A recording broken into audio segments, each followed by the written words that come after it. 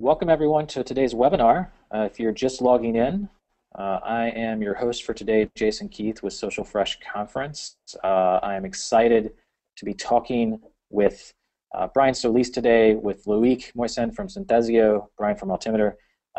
Excited to talk to one of the most requested topics we get at Social Fresh. I know Synthesio it's all their business and they're one of the best experts at it, and that's just measuring your ROI in social. And we've got two of the best people in the business to talk about it today. I'm really excited about it. Really excited for everyone that's joined the webinar today. As I said kind of a couple minutes ago, please do make sure to type in your questions as we go. We will have a Q&A section at the end. Today's webinar is going to run about an hour. We will take any poignant questions, any urgent questions as we go, but most of those questions are going to be covered at the end in a Q&A section, but please type them in as we go to make sure we have those when we get to the end of both presentations by Brian and Loic. And we're going to get started here momentarily, just a few seconds.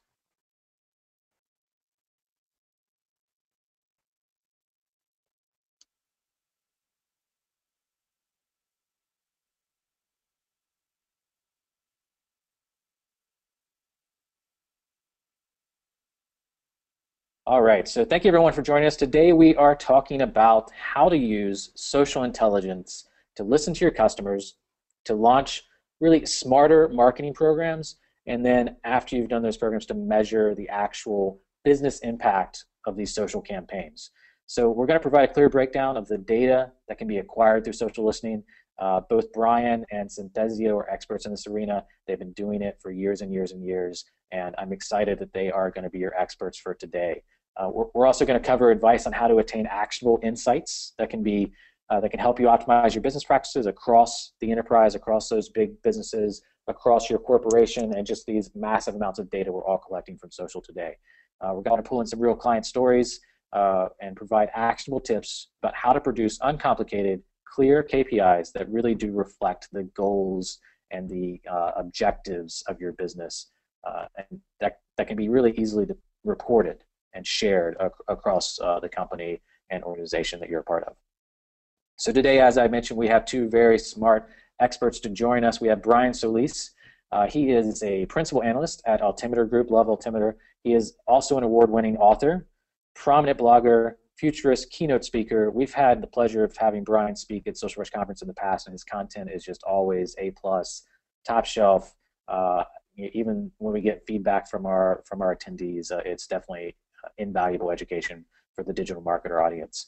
He's the go-to source, I think, for me and many marketers for learning about emerging technology, how it really impacts your business, how it impacts marketing, and even culture. And his content really does help executives, everyday people, better understand the relationship between technology and our business and everyday kind of function of our role within our business. One of my favorite people in digital. Thanks for joining us today, Brian. How are you doing? I am doing wonderful. It's great to be here, and thanks. That was a great introduction. My pleasure. My pleasure. We also have on the line Loic Moisen.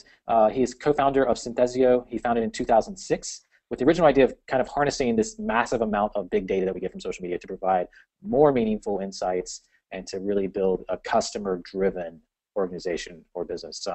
Loic is responsible for the overall company operations and strategic direction at Synthesio. He's guided the company from really an early small startup to becoming a global leader in social marketing software solutions. I know when people come to us at Social Fresh and ask us about measuring big data, about measuring social media across countries, across languages, across departments, Synthesio is one of the ones we always point people to.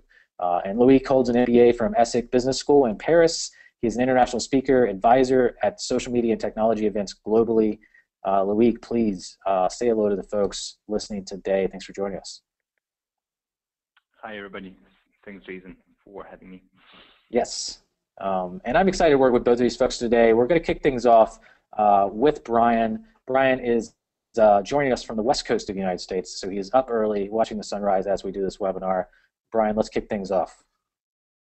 All right. All right. Well, thanks for that. Thanks for having me, everybody. Thanks for being part of this.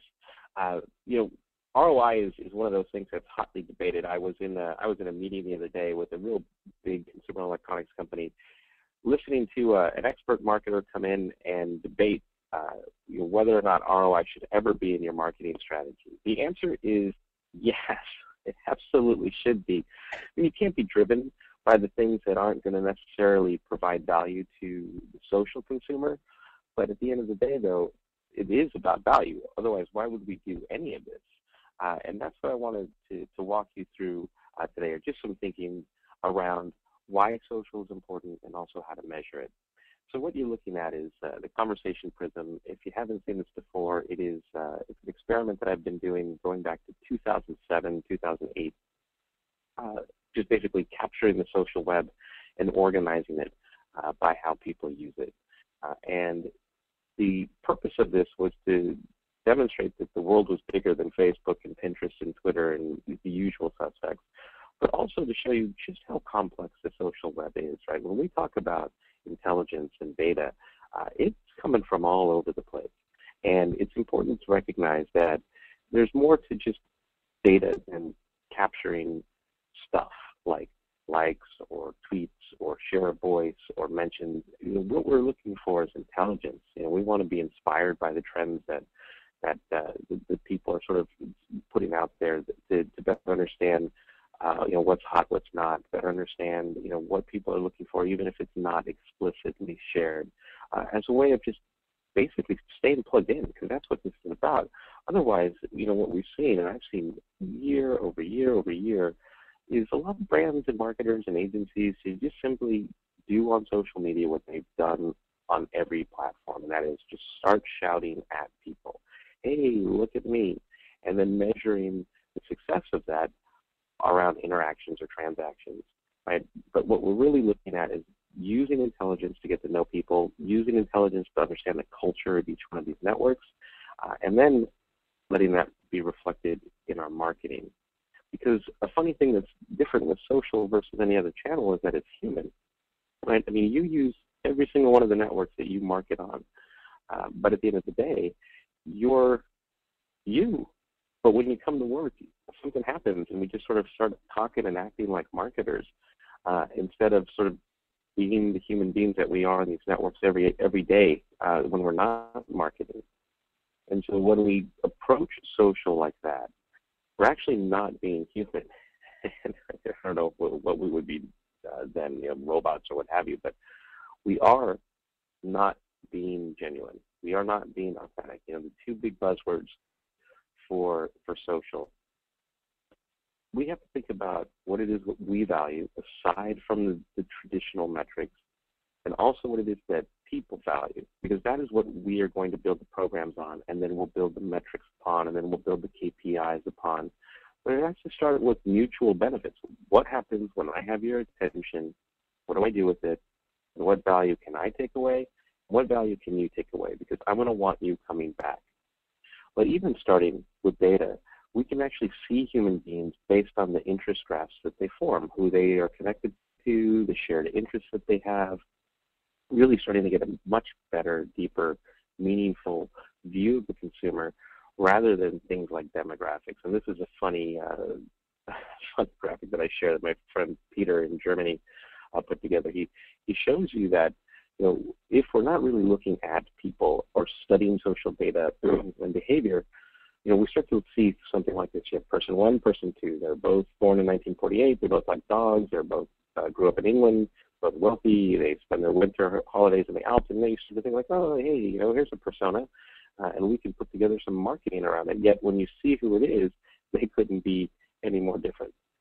And what I guess this means, and why I share this, is that we just jump too fast into social media when what we really need to start thinking about is what are we trying to deliver in terms of value, and then how do we measure that value, right? Because we tend to do a lot of talking. They tend to do a lot of talking. There's really not too much room for overlap unless it's meaningful. And to be meaningful, data can inform before and after any campaign. And I've said it before, I'll say it again, I'll probably keep saying it, is we as marketers and even as consumers, we just talk too much. That, I guess, is the point of social, right? But social is also about listening and learning and adapting and being a go-to source and being someone that you want to come back to over and over and over again, so that when you do share something, or when you do engage, or when you do respond, that something happens, right? Because data isn't new. Synthesio helps us understand social data to a great extent. But think about just how your organization or your company or your team has handled data in the past. It doesn't have the best track record, but this is a moment for us to actually not even think about data as data, but think about it as like an opportunity to plug in to humanity. That's what this is about, is understanding what matters and how do we measure what matters, that we can be inspired to do more human, more compelling, more relevant programming. Because that is the magic of all of this tech.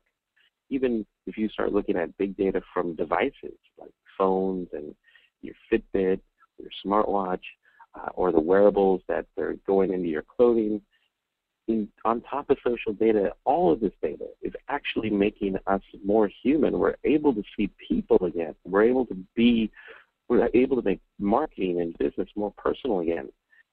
Yet we don't somehow, some way, some form, don't allow ourselves to see the people in this. And that's what data and intelligence should do, should make you think differently about it. I'm not talking about maybe getting a data scientist. I mean, whatever the role is, what I'm simply talking about is how do you measure success, and how do you take the same type of intelligence to define success before you even do anything. Because looking at the customer is actually what this is about. Looking at the consumer is the epicenter of everything moving forward. But when you ask companies, hey, are you investing in all this new technology to improve the digital customer experience? You're going to hear, yes, this was my research. We're going through digital transformation to be more relevant to the digital customer, to improve the digital customer experience. And then you ask them, well, hey, did you study the digital customer experience? No. You mean you're supposed to do that? Only 25% of the people I had interviewed said yes. But that's not cool, right? Because we live in an era where marketing is defined by the people who experience your brand. Because social media is probably the most influential channel that we've ever known as a society. I mean, you can argue about TV, you can argue about newspapers, but think about it. Every single day, social media is happening across all of these different networks. And we could at any moment plug in to see what trends has grasped people's attention around the world. Geoloco, we could go based on interest. It is amazing. But quite simply, you could also use it as a way to measure what I call the experience divide. Right? Solve the problems before you start putting new metrics out there to define success, right? Because you do have problems today. And I promise you that one of the biggest problems is that your brand promise and what you're saying about your brand is already disconnected, right? And that's an opportunity to understand that. Where is the gap so that you can start to close it? No amount of social marketing and no amount of metrics is going to help you succeed if people are experiencing problems or gaps. And that is why it's not only influential, it is the brand, right? If enough expressions add up to say this is what your brand is, it doesn't matter how many impressions you have. There's this notion or preconceived notion that the brand is what it is, right? No matter what you say about you. And that's what I call this a human algorithm. This is a real big deal for me because I think Jeff Bezos once said, your brand is what people say about you when you're not in the room, right? So the human algorithm is part technology, but also digital anthropology. You have to take all of this meaning and insight and data and turn it into something that matters. Turn it into something that's super useful and helpful. And that starts with the question like, what would my social customer do? What do they want to do? What do they do? Right? Listening begins with purpose. And that has to be defined before you start looking at every report. Because then it changes what you're looking for. And I can't tell you how many times, we're just looking for the easy answers and keeping things superficial. We can get access to all of this stuff today, and you could use it to inform some really amazing things. Not that I'm going to read every single one of these. I put together a whole list of questions that could help you reinterpret or interpret data in ways that really inspire a different type of series of campaigns, everyday engagement, what your content or your social objects look like. I mean, it'll change everything, not just in the upper strategy, but even down to the executables, even down to the tactics, and more importantly, things that you start to measure, because everything is happening online. There's so much that you can learn. And not only that, but marketing is more important than ever before, because marketing now isn't just about, hey, look at us, woo! It is now about controlling and managing and steering the customer experience throughout the entire journey. Marketing just got more important thanks to social. So social is marketing in terms of talking to people and also talking at people. It's still okay, but you have to listen. You have to actually use social for customer support, because that is actually marketing as well, right? And all of this has to be integrated. Someone has to own this. It should be marketing, right? Because when customers or consumers go through their journey, it's at least 11 places that they go to find information, right? What you're looking at is the journey that I was able to map out after studying years of the social customer journey, the digital customer journey, the mobile customer journey. Always in the center is this thing called the influence loop. Those are the shared expressions of your consumers. So YouTube, tweets, Facebook, any review forum or site, communities, every step of the journey is touches the influence loop. This is a real big deal, because we don't really understand that. We have Facebook pages, and we have YouTube channels, and we have websites, and we think that those are part of the 11 touch points that a consumer might go through, and maybe it is, but I promise you that all of the first touch points are going to places that you do not own, or looking at content that you haven't produced, because they're looking for the shared expressions of others. And if you think about the future of social media, it's about activating that influence loop and getting people to sort of extend your marketing and your social in new ways to measure conversion, impressions, transactions. It's almost counterintuitive, but I promise you that they are looking at peers more than they are looking at you in order to understand how to move forward. And this is what I call the ultimate moment of truth, because when somebody shares an experience about your brand, or they ask a question about your brand, things start happening that you don't necessarily understand, and data will show you that, of course.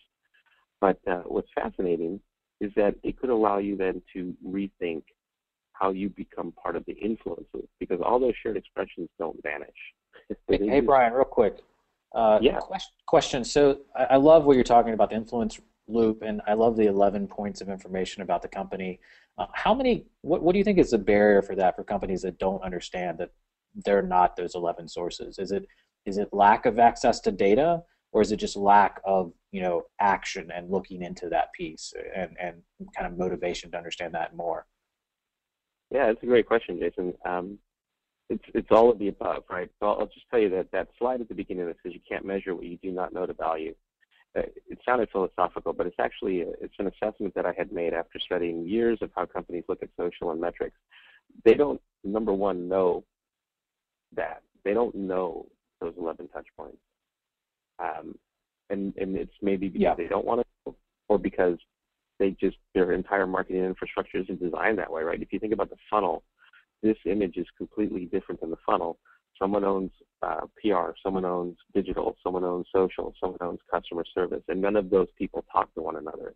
So the real saying is that most teams don't live their brand the way that their consumers do, and they have to study the digital customer experience in order to understand even what those touch points are. And that's how I discovered the influence loop. And by the way, it's true for every single company. This exists. It's just the touch points are different.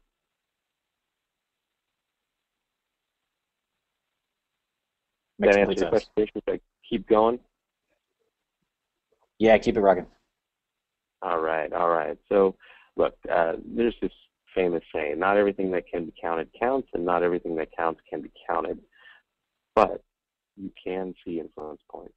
you can see what's being said and shared. You can see where people are going. You can see who's influential. You can see their path. Data is actually one of the most amazing things because it just teaches you maybe what you felt in your gut, reinforces it, maybe opens your eyes to new opportunities, but you can actually track all of decision making today in order to be part of it. In fact, I've been doing a lot of work with Google, and they quite famously came out with what they called the 0 moment of truth a few years ago.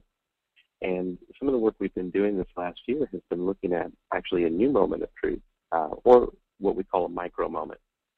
It's basically a variety of I want scenarios that have come up because of the mobile device, meaning that, let's see, I want to learn, I want to buy, I want to know, I want to do, I want to go. And these moments happen when you're sitting in line, when you're commuting, when you're walking, basically when you're hunched over your phone. On the side, I have this funny saying that life happens to you while you're looking at your phone. But these micro moments are essentially that big journey that we just looked at. They start to happen on the fly, and they sort of fractured that continuous journey. So you have all these little circles happening within it, and so now you have all these little micro touch points that are starting to happen. And data can show you all of this stuff too, and you can get a real understanding of the human stuff that actually is going to look a lot like what you do when you're going through the journey. And it's going to have this big click, this big aha moment where you're going to say, wow, we don't even have content or insight or people that are showing up in these touch points. And this creates a sense of urgency. So going back to Jason's earlier question of not only showing you what's happening and where it's happening and what people are finding, you'll see that your stuff is actually not really happening there. You're missing more opportunities than you're getting. And it's people don't have to, if you're a smart business person, you don't have to see it. You don't have to feel it. You don't even have to be part of it. You would just say, wow, data shows we are missing all of these sales opportunities or engagement opportunities. And things can be redefined for the better. And that's the whole point of data, because it shows you when someone starts to search, when someone is engaged, what happens next. And that's for you to define. Data will actually change everything you do today and allow you to be more strategic about it instead of just reactive or cute or creative or entertaining, right? Because then it has purpose. And I call that the art of engagement. That's actions, reactions, and transactions. And all these things have to be scripted. Somebody has to put this into a strategy so that consumers are guided through those micro moments that equal the bigger journey, right? It informs your content, right?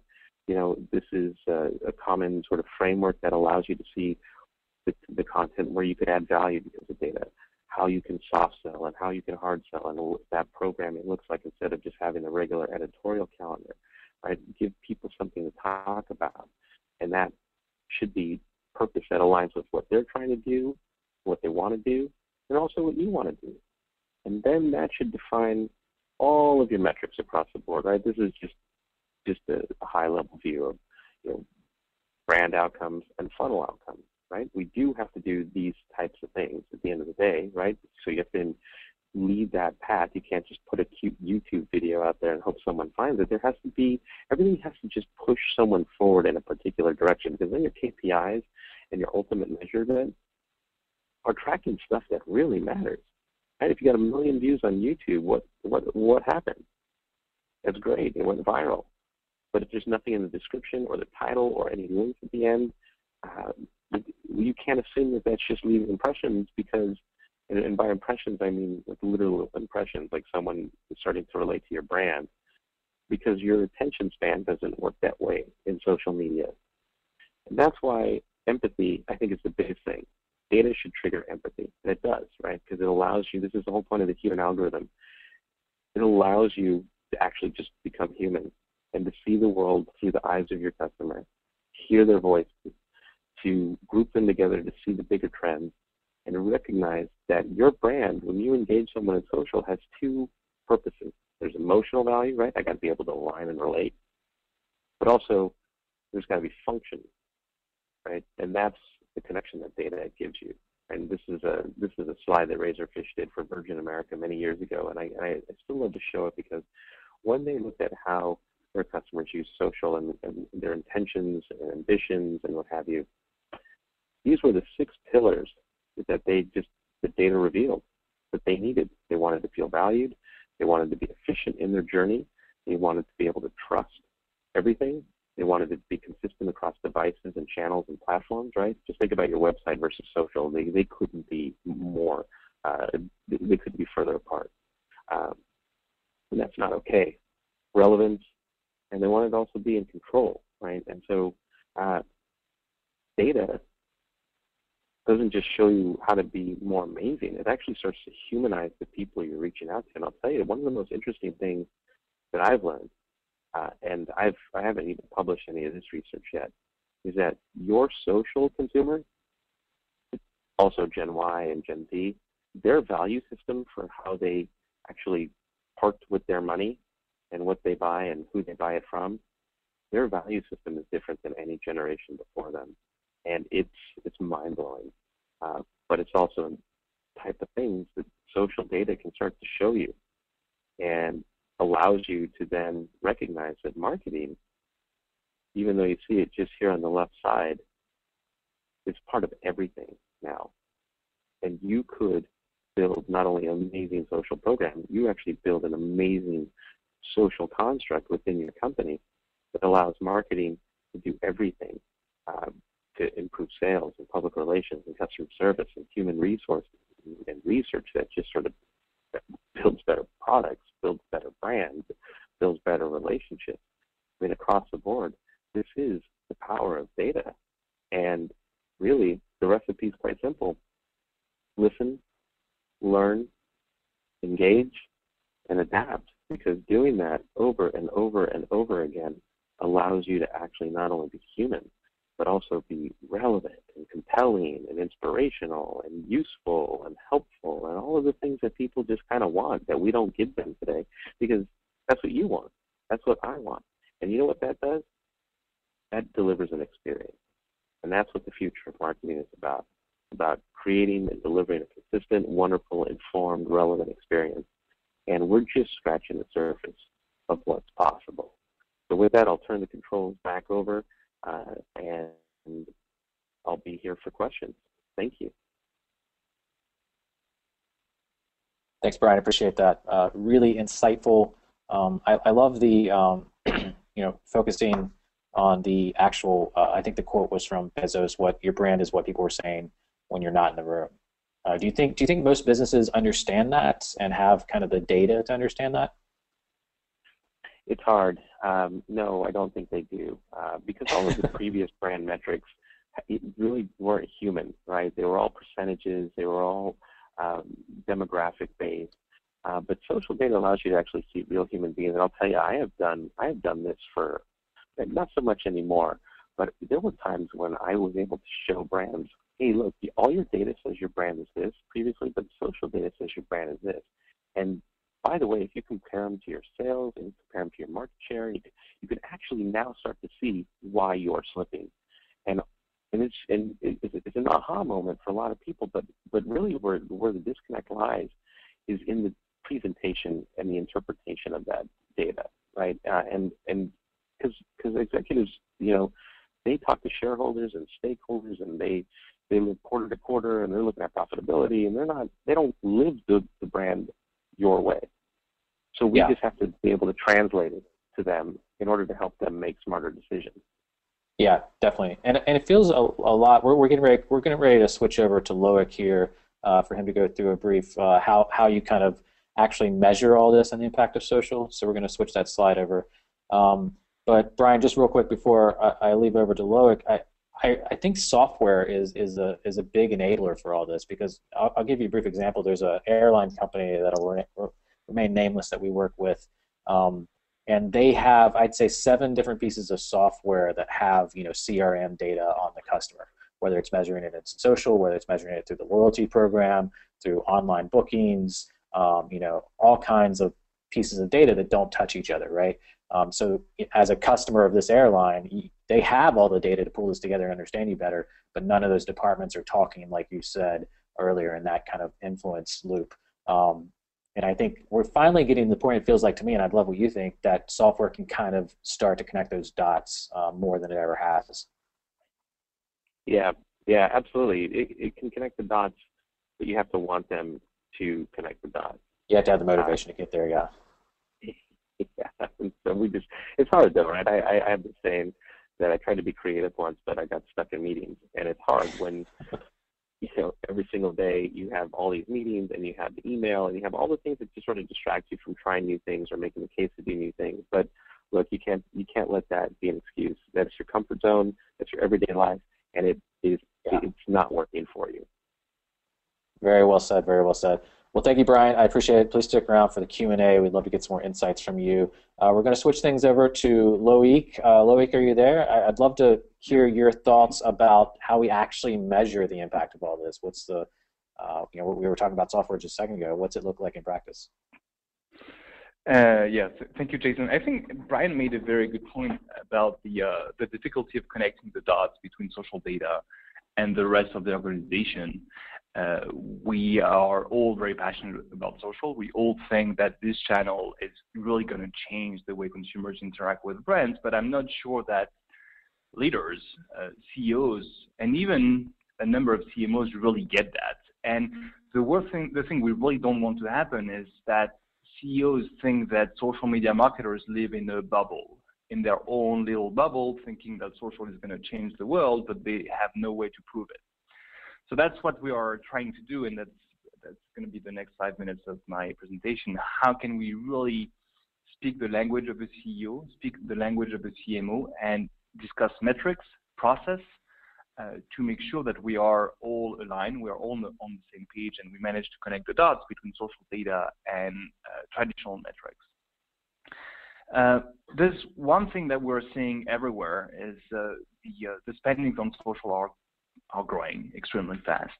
$11 billion in 2013, it's going up to more than $30 billion in 2017. So it's a no-brainer.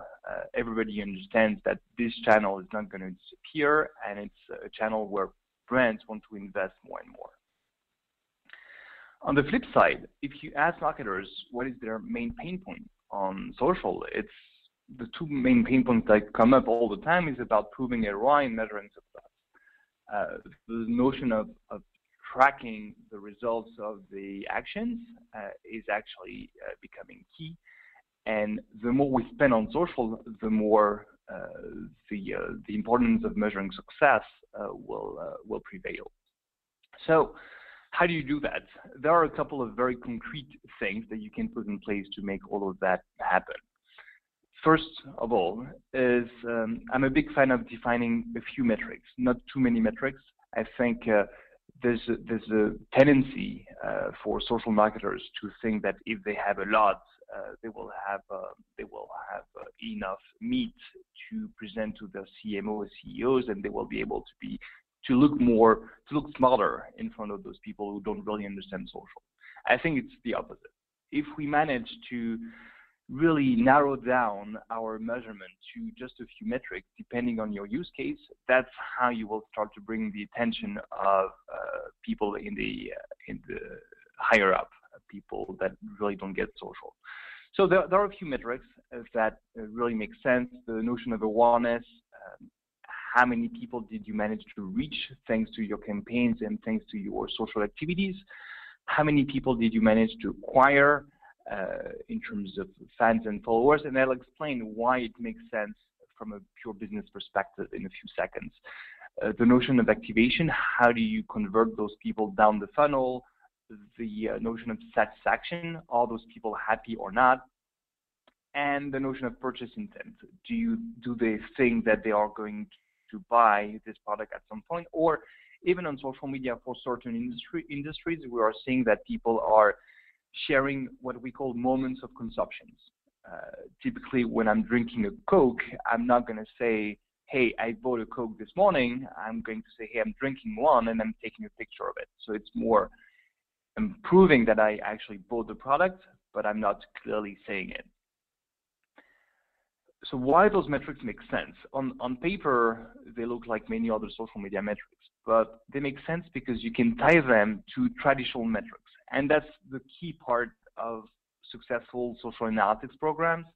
How can you tell a CEO or a CMO that the metrics you chose is actually a metrics that already exists on other channels? By making social a process, we'll make it simpler, and you will manage to get more budget to invest on what you really believe in. The awareness, the reach, it is the exact equivalent of TV audience. When you think about it, years ago, when brands started to invest massively on commercials on TV, they had the same problem. They had the same problem of measuring success. People did not really understand if that super expensive commercial during the Super Bowl could really make sense from a brand perspective. And then companies started to provide results, such as Nielsen, for example. Nielsen will provide a clear notion of TV audience. You need to have the same thing for social media. That's how we will make sure that we are not put in the corner and we can really prove success. Acquisition is all about the size of a database. When you're sending emails to a number of prospects, to a number of people who could be interested in your products, you need to have a pretty strong database of people. It's the same thing on social. You need to have a community of people who are interested in your activity. The activation is the exact equivalent of the response rate. When you are engaging with those people, when you are sharing interesting content with them, how many of them do respond? It's exactly the same thing as a click rate on an email campaign. The main difference is we are finally sharing very interesting content with our customers through social, and it's much more interactive than just an email. But it's exactly the same thing. The fourth one, satisfaction. Satisfaction is something that every CEO tracks pretty much every month through the NPS, through other customer satisfaction surveys. Having the ability to have that on social and in real time is huge. Purchase intent, of course, I think that's fairly easy to understand. Share of voice is something I didn't mention earlier. You will see that there is, on many industries, a correlation between your share of voice and your sales market share. That's critical. It will help you really define where you're starting. If you are a brand with a very small sales market share, do not expect to have an amazing share of voice right away. There is a correlation between the two. Very quick example, Nissan, they picked two key metrics. One was the share of voice correlated to the sales market share, and the second one, the customer satisfaction score, what we call the SRS, the social reputation score. They were able to correlate the social reputation score to the customer satisfaction index they get from all the surveys they send, when you buy a car. Thanks to that, they had really two metrics to measure success. They incentivized their teams across 40 different countries on those two metrics. They wanted to bring up the customer satisfaction when people were speaking about Nissan, and they wanted to have more content that would be shared. So to have a share of voice that would be larger than their sales market share. One thing they did very well is to make sure that everybody was on the same page. They set bonuses based on those two metrics, both agency bonuses and marketers bonuses, so that everybody understands that those metrics actually are the metrics that you want to track, and then the results are sent back to the CMO.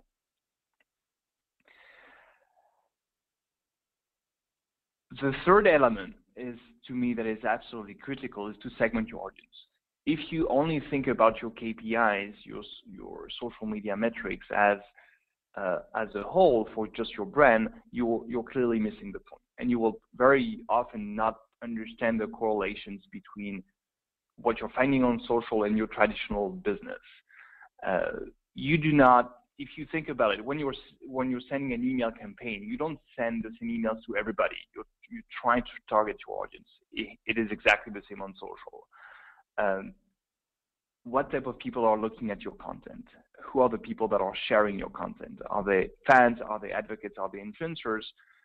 But you can also are they current customers? You can also have a segmentation that is just based on age, on demographics.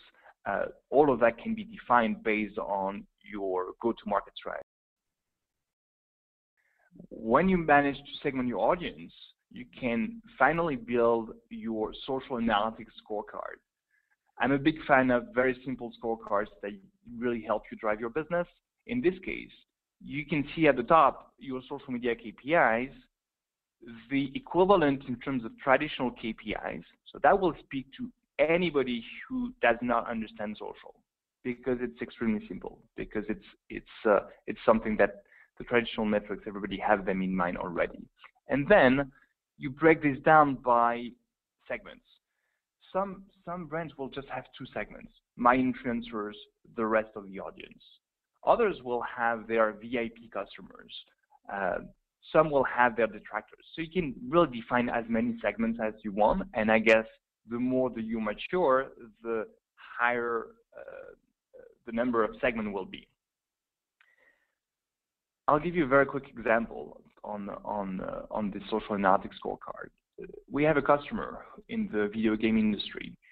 They have 2 main segments, the heavy gamers and the casual gamers. The heavy gamers are people who will, whatever happens, buy the game. Even if it's not a great game, they will buy it because they are super advocates of the brand and they just want to try it. So when they launch a new game, seeing a peak in the purchase intent within the heavy gamers community is just normal. And very quickly, that community will be saturated and all of them will have bought the product, the game. So that's not that useful from a marketing perspective. What's interesting is to look at the casual gamers audience. They can tell very quickly that when there's a tipping point on social, when they find that casual gamers are starting to talk about this game more and more, it means that that campaign is going to be a success. So they managed to define this tipping point based on historical data. And what do you do when you know that this campaign is really going to be a success? Well, you invest more. So those points really enable them to increase their budgets on social media, their ad spending, and not necessarily social, across other channels. Increase the ad spending because the community that is not supposed to buy massively the product was really starting to be interested. On the flip side, if you're finding out that this community is not interested by the product, there's no traction on this new game, well, they de-invest. They don't want to waste money on a game that will never get the traction it's supposed to get. So that's how you can really start to optimize the investments you're making almost in real time.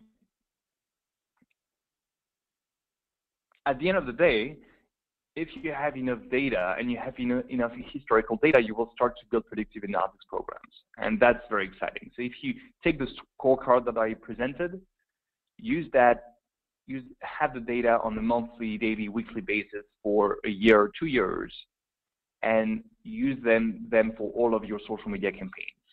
Use them for all of the initiatives you're running on social and outside of social. And you will be able to map what is a success, what is a failure, depending on how much you spend and the metric that you want to track.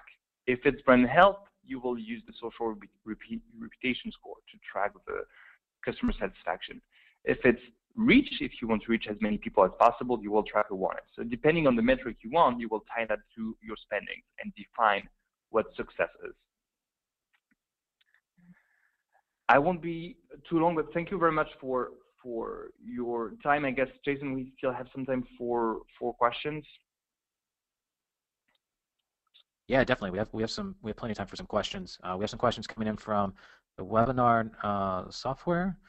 One thing that a couple people mentioned, Loic, and Brian, feel free to jump in as well, is tracking conversions. So, Loic, I love the slide you had that broke down your target audience and used the square kind of dissecting all the way down to your leads and advocates and customers.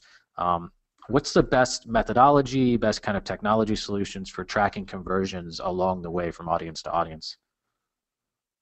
Right. So first you have to map the audience that you have outside of social on social media.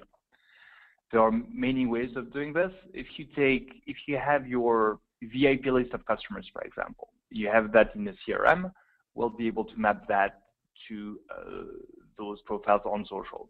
Very often now in CRMs, you will have access to the Twitter handle, sometimes the Facebook profile, or the LinkedIn profile of your VIP customers, and you will be able to map that back to social. And then that's when you will be able to track conversion. How many of them did respond to a campaign that you launched this month? That's something you can track.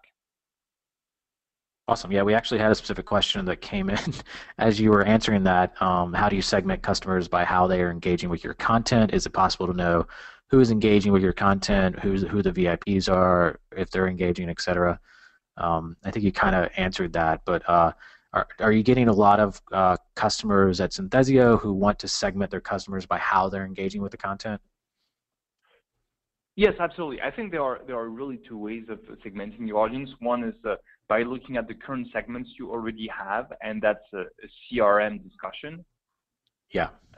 What are the big buckets that you have in your CRM, and map this back to social? You will not be able to map everybody, but what you need to have is a relevant sample. And a relevant sample is around 1,000 people per segment, and it's something you can reach very, very quickly. Oh, okay.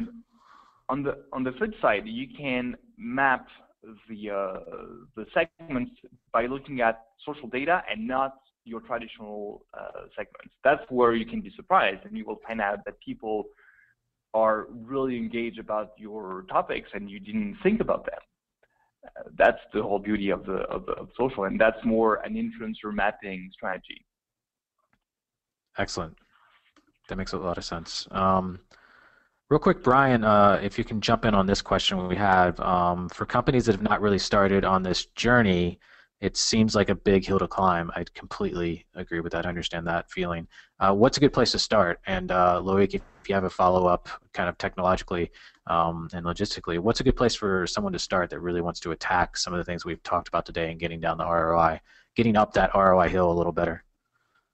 Yeah, a good place to start, and I'm sure Loic will have plenty to say about this as well, is simple. What I call it the shared expression value, right? Or it's just a new metric I'm trying to play with here that looks at not just the brand score or net promoter score, but just simply using data to show, do conversations align with our brand pillars or our brand architecture? And most of the time they don't. And it should maybe help inspire at least a couple of small pilots or creative strategies, or even just provide creative direction. And how would we change those impressions, both through our own marketing and also through influencer marketing, for example, to reinforce the pillars that aren't there? And then also use that beyond not just social, but is that clear on our website? Is that clear in our content? Is it clear across the board? And you'll find that actually sometimes we are our own worst enemy. Just the disconnect that's happening within the organization with so many people responsible for touching the consumer. We cause the factions that happen. So that's a good place to start. It's just really looking at the divide that exists between the brand promise and expression, and figure that out and start to inspire new creative and programming and engagement strategies that fill that gap. That's a good place to start. Now, it is a big hill to climb. I could talk about this all day. I've written books about this and how to bring it out into little pieces. But the next one really is looking at the customer journey, right, and where they go and what they're finding and the questions that they're asking and who's answering them, the places that become the touch points, and basically do a quick audit. What are they doing? What are they finding? What are they not finding? And what do you need to do to solve that problem? Because then that creates a list, like a roadmap of things that you just have to start doing right away. Yeah. And then just picking things one by one. I like it. Loic, do you have a add-on to that? Yeah, well, I'm seeing a lot of pretty technical questions on the feed, which is good, because I think we all understand what we have to build. The big question is how do we do it? So when we're talking about social ROI, of course, defining the right metrics, having just a few sets of metrics you can start to work on. Don't go with something too big. Just have 2 or 3 metrics are usually very sufficient. There are a lot of questions on how do you actually segment your audience. I mentioned the CRM, mapping back your CRM. There are some very other simple ways to do it. Let's say if I take the example of this video game company, you will find that some websites are dedicated to casual gamers. That's where you will find all of the people who are not heavy gamers. If I take a forum for babies, for example, and I find that people are talking about the video game on this forum, it's not going to be heavy gamers. Yeah. So these are the type of assumptions. They are very, very, very basic, very, very simple. But if you want to get started, that's the type of things you can do in just a week. Yeah. So look for new information sources on these audiences. Yep. We have an interesting question here. I have a client who literally doesn't care about social metrics. They look at the native platform data on their own, and that's enough for them. So I guess on Twitter.com, on Facebook.com. Would you recommend that we track their social metrics internally, anyways? I'll let Loic or Brian jump in on that one. Yes, yes. Even if they don't care about it, if you don't have the metrics, you have no goals. If you have no goals, you're going nowhere. So there's one line I didn't put in the scorecard that I presented. Is where do you want to go? And I think it's absolutely critical for you. If you're an agency or if you're a brand to define, here is my metric today. My satisfaction score is at X. This is the market average. I want to be 10% above the market average at the next 12 months. This is how I'm going to do it. These are the type of investments I'm going to do, and this is what I'm going to track on a monthly basis. Yeah. If you don't have that, I really doubt that you can be very successful unless you're lucky. That makes sense. And then we have a question here about continuing the segmentation conversation. After segmenting your audience, how do you reach those specific segments through social messaging? Any tactical tips there? I think that's a product point. From a product perspective, you can. It's very important to integrate solutions together. So you will see that with social media, you will have to work with maybe 3 what I call point solutions. So a social analytics platform, a social publishing engagement platform, and maybe a social advertising platform. If you want to have the best of breed, you will need to have a top 3. It's key that those platforms can connect to each other. So if your social analytics platform can define the segments, then you can push those segments to the publishing platform who will share the right content to the right people. Yeah. Well, and there's also relevance categories. If you're going after a certain segment, talking about the things that they're interested in, and using custom targeting through Facebook ads and integrating your CRM system with that type of targeting. There's a lot of ways today that makes the getting specific content to a small segment much easier than it used to be. So I think there's some good options there that you covered. All right, so we're going to keep the Q&A going. I have a few more questions here from the GoToWebinar platform. I just want to remind people we do have a hashtag for today, hashtag Synthesio Live. You can also follow up with @BrianSolis on Twitter, @LoicMO on Twitter, or myself, Jason Keith, Keath. If you have any questions that we don't answer, or you want to keep the conversation going, please do talk to Synthesio on Twitter. Look at that hashtag Synthesio Live, and we'll try to cover anything we miss outside of the last few minutes of questions here. Loic, I did want to ask you, kind of building on that first step and the conversation you had earlier about keeping your KPIs simple and aligning them with traditional KPIs. What are some of the initial goals? Maybe someone's getting started like we had earlier with climbing that ROI hill, or maybe they're in there but they want to kind of restart and reframe what they're doing. What are some initial goals that are great for a business to keep in mind when taking this journey? Well, they will, of course, depend on what you want to build, but the most important thing to me is to have benchmarks.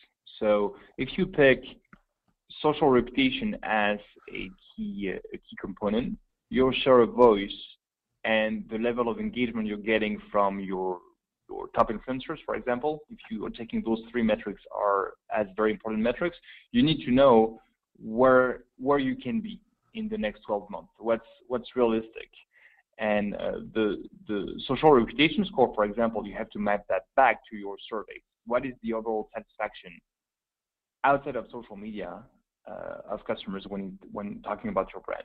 And that will be the baseline. That's what you have to hit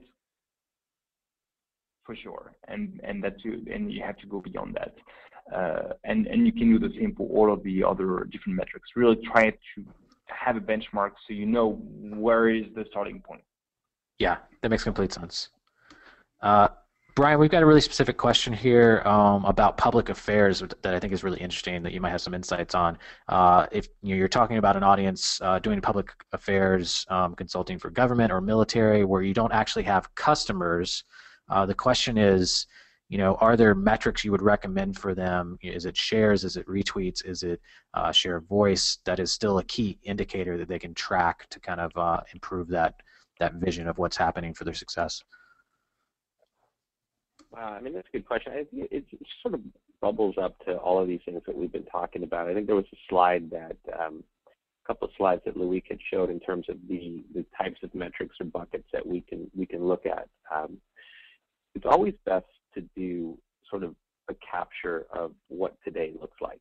Just capture it. It doesn't have to be related to anything, and don't be afraid of what comes back, because you have to have some kind of benchmark. Executives just want to see progress, and as long as you're tracking the meaningful things and you're able to show that you're moving the needle on those fronts, it's incredibly helpful. It's almost like marketing for the marketing. But I would also organize those report outs, one, in ways that are absolutely executive friendly, so just high level. They do not and have the time and do not have the will to learn anything new. It just Yeah. that you're just at a high level. Great, checkbox. Next, who's reporting their stuff next?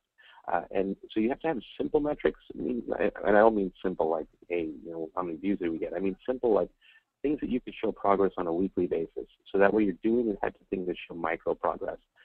And then also the big things that move the needle across the big buckets. So that way they see progress. As long as you think about it, marketing for the marketing, it really changes how you think about it. Yeah, that's great. I like that. I like the micro progress. So a couple of final questions as we wrap things up. As I said, keep the conversations going on Twitter if we don't cover what you were interested in hearing more about. Loic, if we're talking about influencers and social data, we've got a question here about how can you actually better identify and define who the online influencers that are affecting your market or your product line. Sure, it's actually something quite easy to do. The most important thing is not to look at just your brand, but look at your ecosystem. You want to look at influencers that are important for your industry, not necessarily people that are talking about you. So I think the first steps of mapping influencers is, of course, to look at the top people that have a number of a very high reach, a lot of authority in your industry that are talking about you, but all of the other guys that are not talking about you and that should have discussion about you. And then you can define a short list of key people. Usually that short list is very, by definition, super short. In the auto industry, there are not more than 400 people globally that really have a voice on social media when it comes to auto. And it's pretty much the same across all the different industries. You just need to have those 400 people in mind, and then to, I would say, dedicate people, community managers, even lobbyists, working daily with them to make sure that they understand your offering, they understand what you are trying to build, and they're excited by your content. Yeah, that makes a lot of sense. I love that. Brian, real quick, I just want to throw out there that Loic's exactly right, and I wrote a report that sort of expounds on all of that, all of the answers for that question. If you just Google up my name and digital influence, you can download it for free. Oh, perfect. So Google Brian Solis, digital influence, and download that free report. That's a great insight and resource. And one final question here. I'd love to hear what you guys think. Brian, you were talking before about how the influence loop and just kind of the full life cycle and all the information points that control a customer or potential customer's journey with your brand, and how many different departments that touches. And Loic, I would love for you to chime in to close us out after Brian talks about the technical side of this. But how can you kind of leverage metrics across different departments? Should these different departments have different roles in this process? Should they have different goals? How often should they be talking, that kind of thing? I think, Brian, you said marketing should own it all, but like, what's a tip for how that works when bringing these different data points in and the different roles of all the different departments? Yeah, hey, great question. So, yeah, go ahead. Loic, I'm just going to say something real fast because I don't want to forget it. This question is so big that we need a webinar just for it. If one more thing to Google, if you look up the my name and the evolution of social business, the 6 stages of social business, you will see that it details out exactly how you bring people to the table from each one of those departments. Because while I say you should own it all, you're not going to completely kill those departments, at least yet. You will change how they work. And there's this very specific section in that report that talks about how do you bring the people to the table and the types of responsibilities everyone starts to take now in terms of social and how everybody starts to work together, because it does require a new type of steering committee or task force that essentially starts to humanize it. And some of the best examples out there are like Discover or Sephora, and all of this stuff is it just details out what to do. And Loic, please continue. Yeah, well, I agree with you. It's a very, very large topic. Maybe just one word on that. I think it's not realistic to think that we can break down the silos between all of these departments with those big brands. That's what we all thought could be possible a few years ago. Having PR people speaking to marketing people, to customer service people, and all of them having the same strategy on social, that is extremely difficult to build. I've seen only a handful of brands who really managed to do that successfully. So let's try to build metrics that apply to each single department, and then make sure that everything is escalated not only to the CMO, but up the chain to the CEO, who will be able to build a consistent strategy, not only for social, but for customer experience.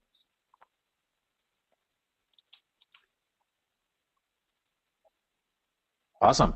Well, I think you guys closed it out on very strong points. We've got a whole other webinar we're going to build, thanks to Brian Zurgeon. And I think we had a lot of great insights today. It's a huge topic. I think you guys gave some very actionable and practical advice for folks. Thank you, everyone that was really engaged on the GoToWebinar platform today and asked some great, really tactical, really insightful questions. Very smart audience, obviously. Please do keep it going on Twitter. Follow Brian, follow Loic, follow Synthesio, Altimeter, and Social Fresh on Twitter. Let us know if there's conversations you want to keep going outside of what we've covered already. And please keep an eye out for future communications and future training opportunities from Synthesio. Synthesio.com. You can also follow altimetergroup.com and socialfreshconference.com if you want to follow up on any of the companies putting together today's content.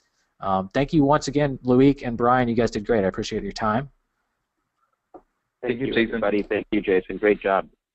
And as we said, keep an eye out for future communications and trainings from Synthesio. We really appreciate your time today, and have a great week.